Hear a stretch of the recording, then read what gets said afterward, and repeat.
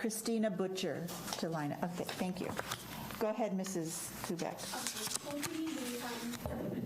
I would like to preface what I'm about to share comes under the banner of a mama bear who's graduated to a grandma bear.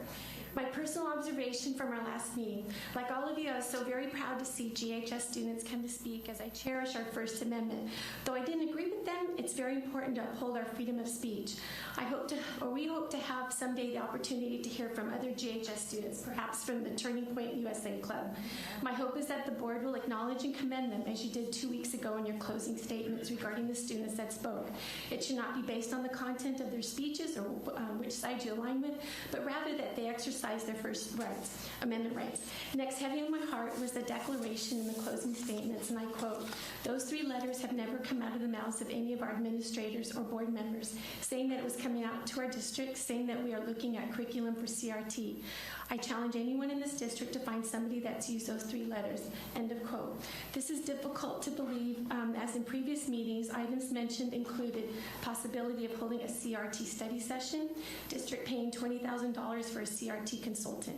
Perhaps due to the repackaging of CRT and how it is now referred to as ethnic studies, it's more acceptable, but we do need to return to educating our children, not indoctrinating them. Here's the outcome of a recent private discussion between volunteers and the GUSD school board representatives, to name just a few, that they are not going to take a vote in abolishing CRT in Glendora schools, that the topic of CRT is not going to be on any agenda. They denied that CRT exists in Glendora schools. They rejected the petition of over 1,500 voices, rejected the proposed solutions to help parents feel assured that their kids will not be subjected to this divisive ideology.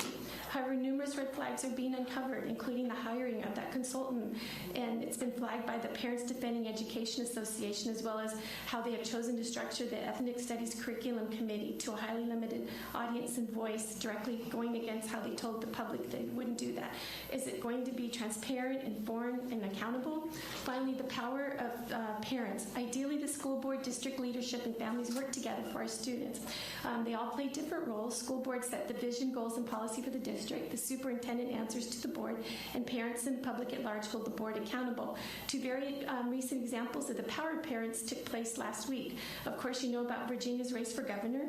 The LA Times had stated that Youngkin's mantra was "Parents Matter," appealing to voters who want more to say in how topics such as race and gender identity are taught in their children's schools.